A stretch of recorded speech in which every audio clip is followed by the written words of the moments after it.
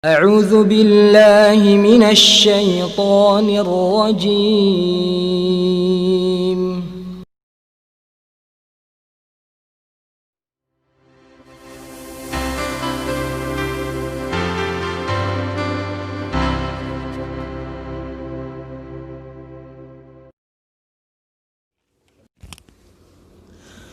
Assalamualaikum warahmatullahi wabarakatuh. Alhamdulillahi wassalatu wassalamu ala rasulillah wa ala alihi wa ashabihi wa man wala. Rabbi shrah li sadri wa yassir li amri wahlul 'uqdatam min lisani yafqahu qawli.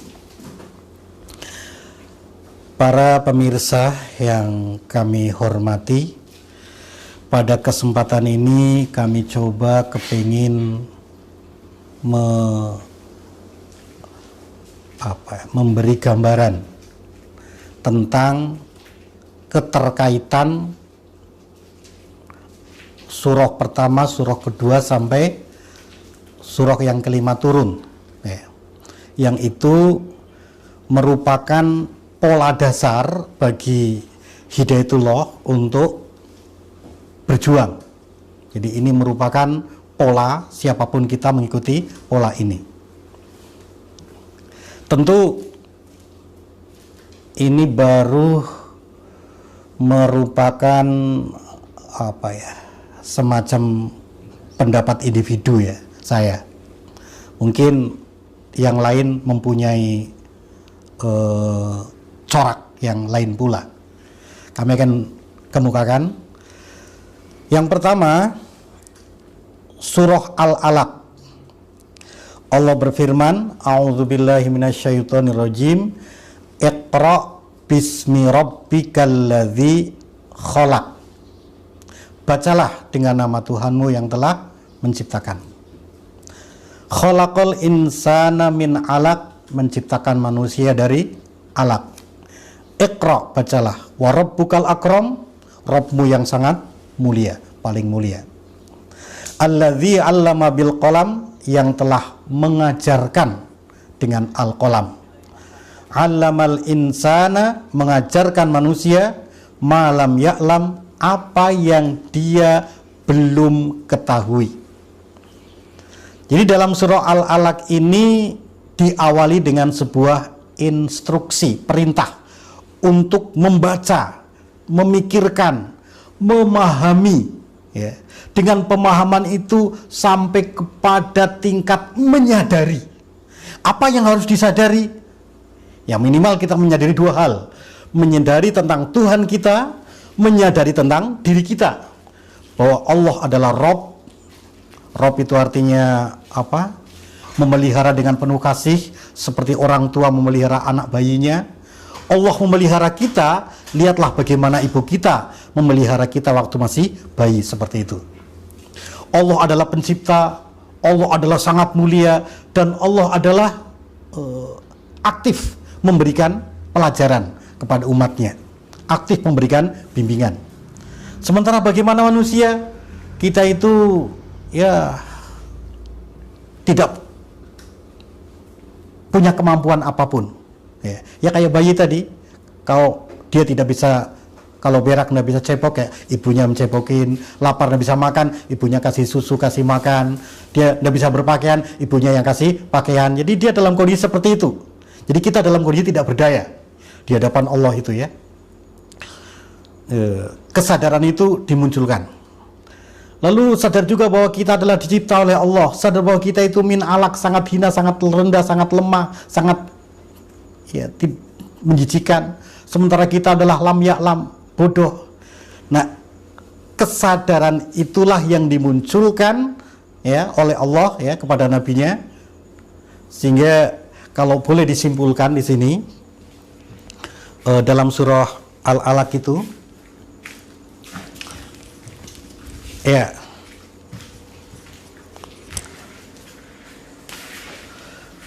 surah Al-Alaq itu bentuknya tabligh ya, at-tabligh. Nabi menyampaikan kepada umat manusia. Siapa sasarannya? sasarannya adalah al-jahiliyah, orang-orang yang jahiliyah. Orang jahiliyah adalah orang yang tidak punya kesadaran akan dirinya, tidak punya kesadaran akan Tuhannya. Mungkin dia intelektual, pinter mungkin dia dari sisi keilmuan, tetapi ketika tidak menyadari bahwa dia harus menyembah Allah, tidak menyadari bahwa dirinya lemah dan lain sebagainya, maka disebut dengan jahiliyah. Ya, sehingga orang-orang Mekah itu disebut dengan orang jahiliyah. Meskipun sudah pintar bikin syair mereka. Targetnya apa? Targetnya agar mereka menjadi alim, menjadi tahu diri dan tahu Tuhannya. Ya itu ya, jahiliyah. Yang kedua surah Al-Qalam. Nun wal qalami wa ma yasturun, demi pena dan apapun yang mereka tuliskan. Ma anta bi ni'mati rabbika bimajnun. Dengan nikmat Tuhanmu, ya, kamu tidak gila. Ya. Dengan karunia Tuhanmu, engkau Muhammad tidak gila. Tentu nikmat yang paling tinggi di sini adalah ajaran Allah. Kan paling tidak nikmat ada 3 ya. Nikmat paling rendah, wujudnya dunia dan seisinya. Allah memberi nikmat yang lebih berharga wujudnya. Allah beri hidup pada kita. Hidup ini lebih berharga daripada dunia ini. Lalu berikutnya yang paling berharga adalah ajaran Allah. Nah, dengan mengikuti nikmat Tuhan, dengan mengikuti Al-Quran, dengan mengikuti wahyu, itu hidup kamu menjadi tidak gila. Wa innalaka la ajran ghairu mamnun, dengan mengikuti ajaran Allah juga, maka Anda akan mendapatkan ajran ghairu mamnun, imbalan yang tiada akan terputus. Di dunia akan tetap maju terus begitu sampai akhirat, tidak akan terputus. Wa innaka la ala khuluqin azim, dengan Al-Quran itu kalau kita amalkan dengan konsisten, maka akan mengantar kita menjadi punya perangai, punya akhlak, karakter yang sangat agung. Fasatubsiru wa yubsirun, kau akan lihat, mereka akan lihat. Mereka tentu jahiliyah, orang jahiliyah yang tidak mau berquran, akan melihat hasilnya. Kaum Muhammad SAW ketika ikuti Quran juga akan lihat hasilnya. Kau akan agung dan mereka akan runtuh. Seperti itu, ya. Bi ayyikumul maftun, siapa di antara kamu yang maftun, yang gila, yang binasa nantinya. Di antara 2 kelompok ini yang berquran dan tidak, siapa yang nantinya akan hancur. Inna rabbaka huwa a'lamu, sungguh Tuhanmu dialah yang tahu, biman dhalla an sabilihi, terhadap orang yang tersesat ya dari ajarannya, wa huwa a'lamu bil muhtadin, dan dia tahu siapa yang mendapat hidayah. Ini dalam surah Al-Qalam, kami coba ringkas begini. Dalam surah Al-Qalam itu wujudnya adalah taujih, memberi arah hidup, memberi orientasi hidup, ya.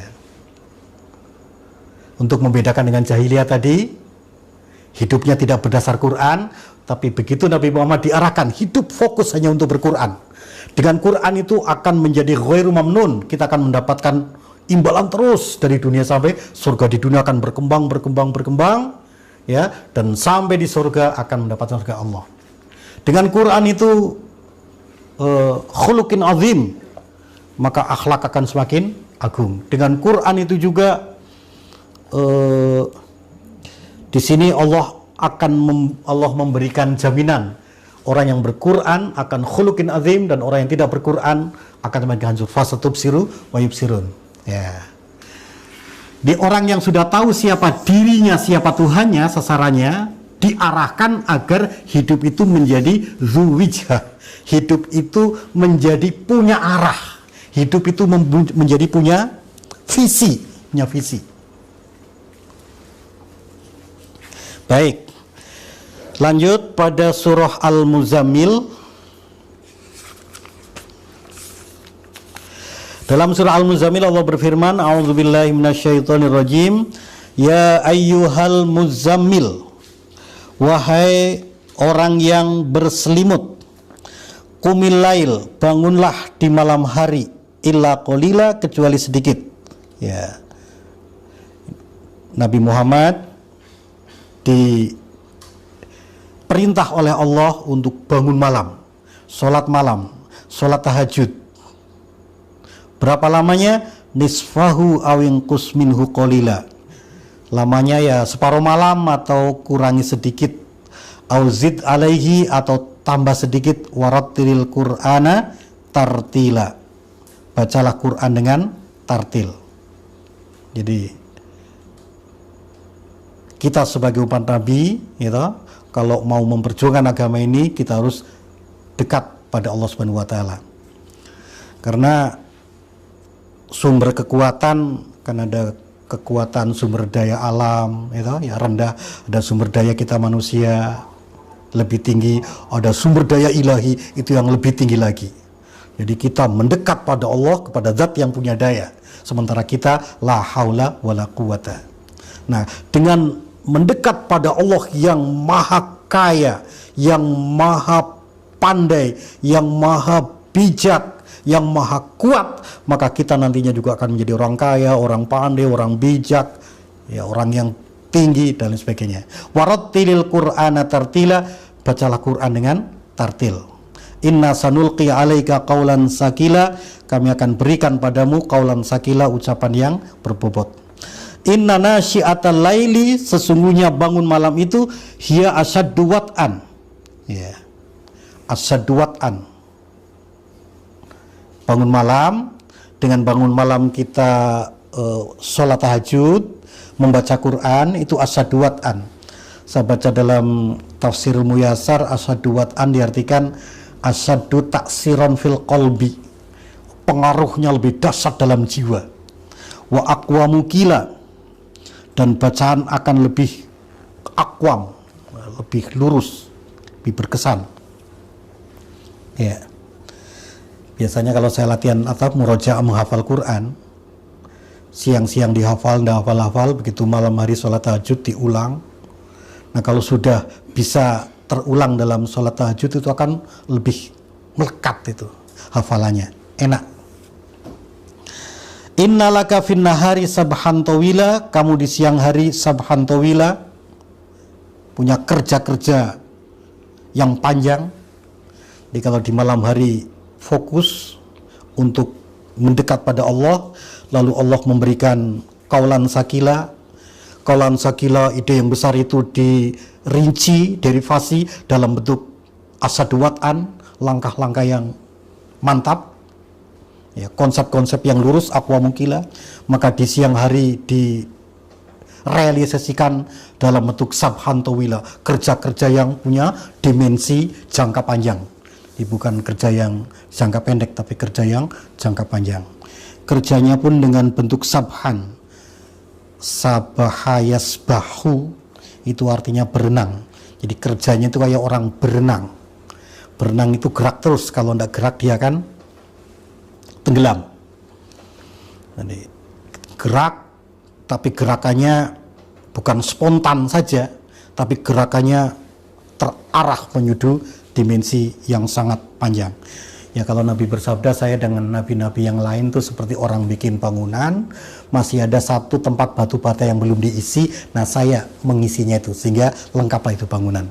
Jadi Nabi yang berjuang seumur hidup, ternyata oleh Nabi dikatakan hanya memasang satu biji batu bata.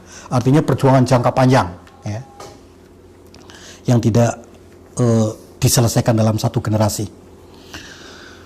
Wadhkurisma rabbika wa tabattal ilaihi tabtila, ingatlah asma Tuhanmu dan tabattal, beribadahlah ilahi tabtila. Di tabattal itu fokus, ya, ibadahnya fokus hanya untuk Allah Subhanahu wa taala. Rabbul masyriqi wal maghrib, Tuhannya langit dan bumi, la ilaha illa huwa fattakhidhu wakila, tidak ada Tuhan selain Dia. Fattakhidhu wakila, jadikan Dia sebagai wakil, pelindung. Wasbir ala mayakulun, sabarlah terhadap apapun yang mereka lakukan, mereka omongkan kepada kita, omongkan pada kamu. Mungkin kamu Muhammad dianggap tukang sihir, dianggap orang gila, tetap sajalah jalan terus. ada orang memuji, dipuji tidak melambung, dicela tidak runtuh. Pokoknya tenang saja, ikuti ajaran ini. Wahjurhum majrun jamila, tinggalkan mereka dengan cara yang baik-baik. Jadi dalam surah Al-Muzammil ya, di sini kami katakan sebagai at-takwin, pembentukan kepribadian. Jadi orang yang sudah tahu arah hidup dibentuk kepribadiannya gitu, untuk mendekat pada Allah, untuk memahami firman Allah, untuk sabar, untuk tawakal, untuk tetap berjalan di jalan Allah Subhanahu wa taala. Yang di sasarannya, yang dibentuk kepribadiannya siapa? Dzuwijhah. Orang yang sudah punya orang yang punya visi tadi, dibentuk kepribadiannya, akhirnya menjadi syakhsiyah thayyibah. Menjadi orang-orang yang punya kepribadian yang sangat bagus. Oh iya, kesimpulan ini saya pernah mendengar waktu itu di guest house almarhum, di guest house mana? Karangbugis ya. Almarhum Ustadz Amrul Rijal menyampaikan ini, jadi saya ingat terus. Jadi ini bukan apa namanya, bukan pendapat saya, tapi saya rekam dari beliau, dari almarhum Ustadz Amrul Rijal. Baik, berikutnya surah Al-Mudassir.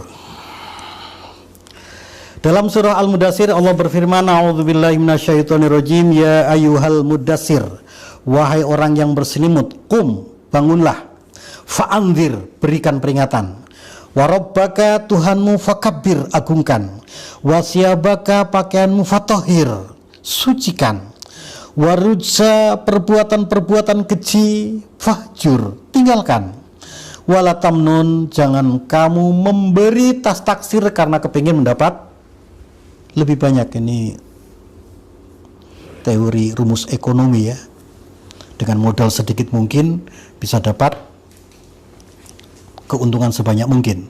Kalau ini terbalik, kita harus dermawan, beri tapi ikhlas karena Allah, biar Allah yang memberi berapapun. Walirabbika fasbir, dan untuk Tuhanmu fasbir, tabahlah, tabah melaksanakan ajaran Allah Subhanahu wa taala.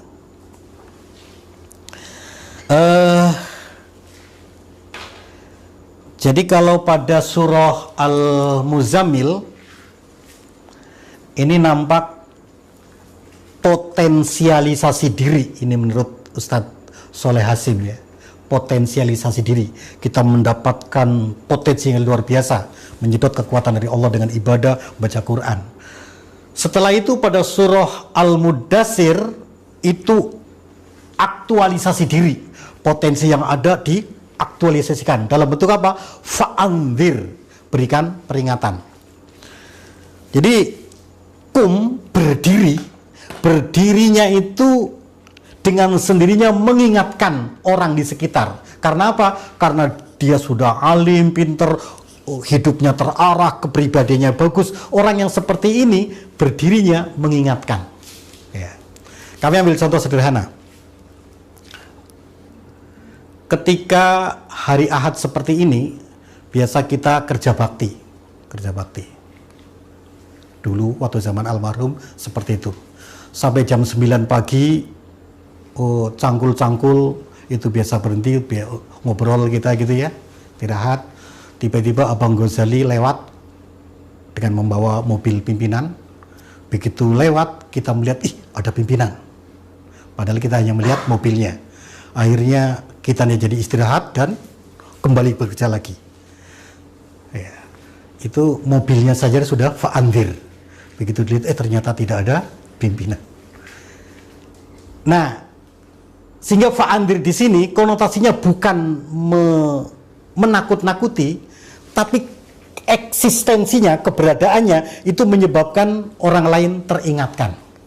Mungkin kami ambil satu ilustrasi begini. Kalau misalnya ada sebuah lahan pertanian, sawah, itu ditanami padi, ternyata padinya semua kena hama wereng. Petugas PPL, penyuluh lapangan sedih hatinya melihat para petani tidak pernah panen berkali-kali musim tanam. Akhirnya dia mencoba untuk menyewa sebidang tanah. Bapak, saya sewa sawah Bapak, boleh. Berapa hektar disewa, lalu ditanami VUTW, varietas unggul tahan wereng. Yang lain masih pakai jenis bibit seperti biasa. Maka begitu milik penyuluh lapangan ini panen, sementara yang lain kena wereng, maka keberadaan ini fa'andir, memberikan peringatan pada para petani yang lain. Loh, kok Bapak bisa panen?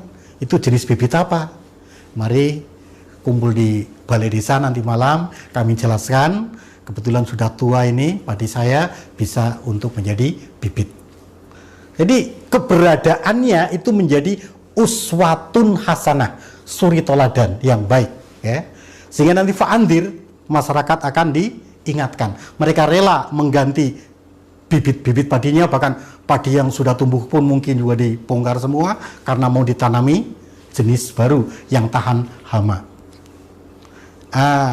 Almarhum sering menggambarkan begitu. Kita akan membuat kampus, proyek percontohan, pilot proyek, sehingga nanti ketika kita berhasil dalam kultur, pendidikan, kesehatan, masyarakatan, dan lain sebagainya, itu bisa menjadi pilot proyek percontohan. Begini loh cara membuat masyarakat yang baik. Nah, begitu. Di surah Al-Mudathir itu adalah tanzim. Bagaimana kita merakit, ya, merakit. Siapa yang dirakit, ya? Syakhsiyah thayyibah. Orang-orang yang baik itu setelah diingatkan maka dia terakit. Ya. Untuk apa? Untuk menjadi jamaah.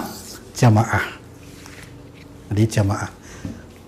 Kalau sudah diingatkan, akhirnya dia ikut, akhirnya jadi jamaah. Oke, terakhir pada surah Al-Fatihah. Alhamdulillahi Rabbil Alamin. Segala puji bagi Allah. Allah adalah Rabbul Alamin. Rabb itu artinya mengasuh, memelihara, mengendalikan alam semesta. Nah, manusia dinobatkan oleh Allah sebagai khalifatun fil ardi. Khalifatullah fil ardi. Ya, katakanlah wakil Allah di bumi. Jadi tugas kita adalah membantu Allah untuk Rabbil Alamin, untuk ngurusi alam. Oh, bukan untuk ngurusi alam, ya, fil ardi. Kalau alam kan banyak, di jagat raya ini ada berapa miliar galaksi, tiap galaksi berapa miliar bintang, tiap bintang punya planet. Kalau bintang kita yang bernama matahari itu ada Merkurius, Venus, Bumi, Mars, dan sebagainya. Khusus manusia adalah khalifatun fil ardi. Dia merupakan perpanjangan tangan Allah khusus di planet kecil yang bernama Bumi. Nah, itu diserahkan pada manusia. Tugasnya apa? Tugasnya mengelola bumi sebagai wakil Allah, perpanjangan tangan Allah Subhanahu wa taala. Ya. Mungkin kalau bahasa Indonesianya begini, ya. Kalau seorang kepala desa, kades, gitu, ketika dia menghadap kepada atasannya, kepada Pak Wali Kota, Pak Bupati, posisi dia sebagai hamba. Dia harus patuh apa perintah Wali Kota. Tetapi ketika Pak Kades tadi menghadapi RW, RT, dan masyarakat bawahnya, maka dia merupakan representasi dari negara ini. Representasi presiden, representasi gubernur, wali kota, untuk ngurusin masyarakatnya berdasar ketentuan atasannya itu. Itu namanya khalifah. Nah, kita posisinya sebagai khalifah Allah Subhanahu wa taala di bumi. Ya, maka setelah kita tahu ajaran Allah, ya, beribadah dekat pada Allah dan sebagainya, membuat sebuah jamaah, maka jamaah itu dalam surah Al-Fatihah at-tanfidz, dioperasionalkan, ya, digerakkan, dimanfaatkan untuk apa? Untuk tansurullah, untuk membantu Allah Rabbul Alamin, itu, untuk mengurusi alam ini, ya. Ada yang ngurusin pendidikannya, ngurusin kesehatannya, ngurusin ekonomi dan lain sebagainya. Itu tidak bisa sendirian, harus jamaah. Maka yang melakukan ini adalah al-jamaah. Nah, targetnya apa? Target yang dipasang oleh Allah sangat tinggi sekali. Ya. Hatta la takuna fitnatun wa yakuna dinu kulluhu lillah. Sampai seluruh masyarakat di planet bumi ini semua taat pada ajaran Allah Subhanahu wa taala. Atau dalam surah An-Nur ya, pada ayat 50 berapa itu, 55 kah? Allah berfirman, wa'adallahu alladzina amanu minkum wa amilus sholihat la yastakhlifannahum fil ardi kama stakhlafal ladzina min qablihim wa la yumakkinanna lahum dinahumul ladzir tadallahum. Sampai pada tingkat yumakkinanna lahum dinahum. Allah memantapkan ajaran Allah, gitu. Ya, ketika kita menjadi khalifah misalnya, Allah memantapkan ajarannya di bumi itu, wala yubadilanakum badi khaufihim amna, sampai masyarakat tidak ada yang hidup susah, tidak ada yang hidup penuh ketakutan, hidup menjadi aman damai, begitu ya. Maka terjadilah apa? Alam Islami. Alhamdulillahi Rabbil Alamin. Nah, kita lihat dari masyarakat jahiliyah setelah 5 wahyu pertama ini, ya, dengan sangat sistematis, ya, menjadi pola. Kita lihat merupakan pola bagaimana masyarakat yang jahiliyah itu diproses menjadi masyarakat yang Islami. Nah, sehingga 5 surah ini merupakan pola dasar yang sistematis. Itu yang disebutkan sistematika wahyu itu. Saya melihat ini keren ya, elegan. Keren, elegan, bisa dikomparasikan dengan pola yang lain. Silakan, polanya orang komunis, pola apa saja silakan dibandingkan dengan pola 5 wahyu pertama ini. Mana yang lebih keren? Fi ayyukumul maftun. Baik, barangkali ini gambaran yang bisa kami kemukakan sehingga hari-hari berikutnya kita bisa kepada rincian-rinciannya setelah lihat pola dasarnya. Hadanallahu wa iyyakum ajmain. Assalamualaikum warahmatullahi wabarakatuh.